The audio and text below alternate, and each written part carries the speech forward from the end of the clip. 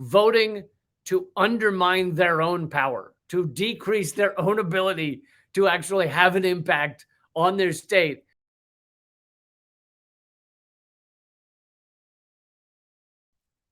I talked about how not only is there not interest in people voting and people in having our voices heard, but there are actions and work to continue to undermine it. And one of those is this billionaire-funded group that is attacking the direct democracy across America and getting people to vote away their own ability to vote. It's insanity. When Ohio voters go to the polls in August for a special election to decide on the threshold needed to pass a constitutional referendum, meaning Ohio Constitution, they will be voting on whether to weaken direct democracy in their own state. But the push to do so is coming in large part from a Florida-based right-wing group whose biggest donor is Illinois billionaire Richard, I don't know how to pronounce this, Uihlein.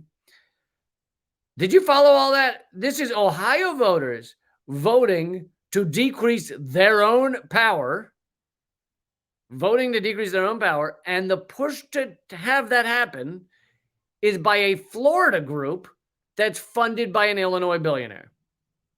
What?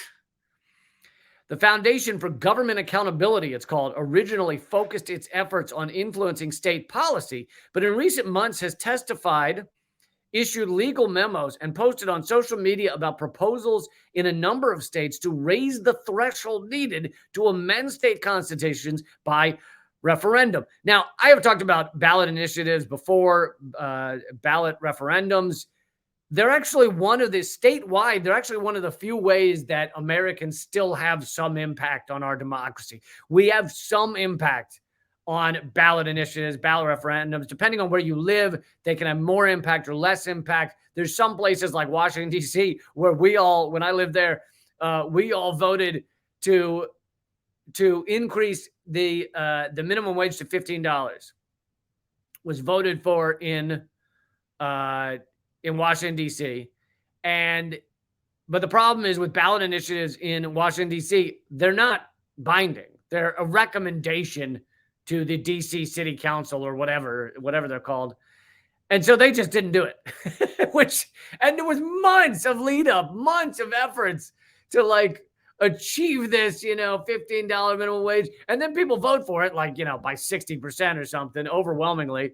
And then the D.C. City Council is just like, yeah, but we're corrupt. So no, we're not going to do that thing against corporate America. But in other places, in other states, in other cities, ballot initiatives actually some of them are binding or have far more impact. Anyway, Uihlein, a key promoter and funder of lies about the 2020 presidential election, has donated $17.6 million to Foundation for Government Accountability since 2014, $17 million, contributing to its efforts regarding ballot initiatives as well as its attempts to block ranked choice voting in states and towns and ban outside financial support for under-resourced election offices.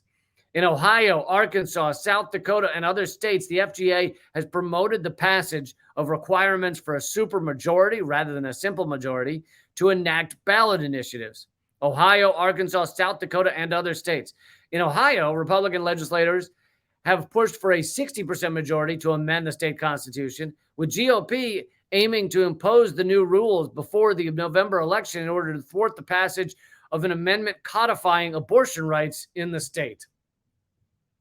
So this is people, if this passes, this will be people in Ohio and other states voting to undermine their own power, to decrease their own ability to actually have an impact on their state, which really is just straight up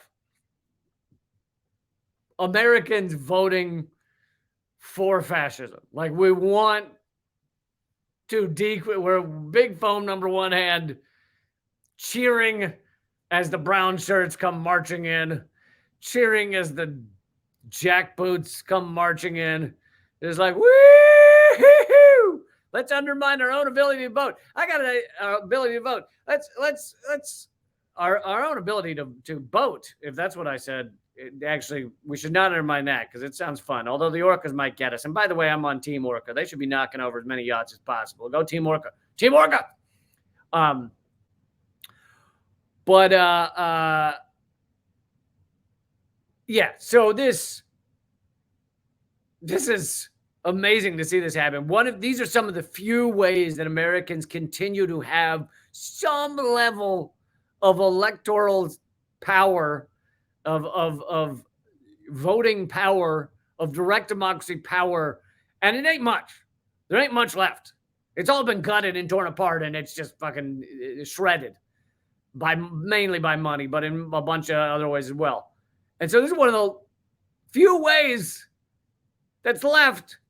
And now you possibly have people voting to stop it, voting to take away your right to change your state constitution via ballot referendum. See you later, democracy. See you later. We're all done with you. You know what? We had a brief period where a couple of people could vote. We just had it up to here with it. And you democracy, you get the fuck out of our country. Okay, you're not wanted here. You never really have been welcome. Let's be honest. When the founders wrote, when the founders of the colonial empire wrote all men are created equal, they meant 6% of the population, white slave owning or property owning, white property owning men. Many of them had slaves, but white property owning men, 6% of the population in the United States at the time actually accounted for the all men are created equal. So we've never really been a fan of democracy, but now we're just like, get the fuck out of our country, all right? Head up to Canada. No, they're doing away with you as well. Head over to, is there anywhere that, anyway, well, you just get on a boat. Get on a boat because we'll undermine our ability to vote, not our ability to vote. Team Orca.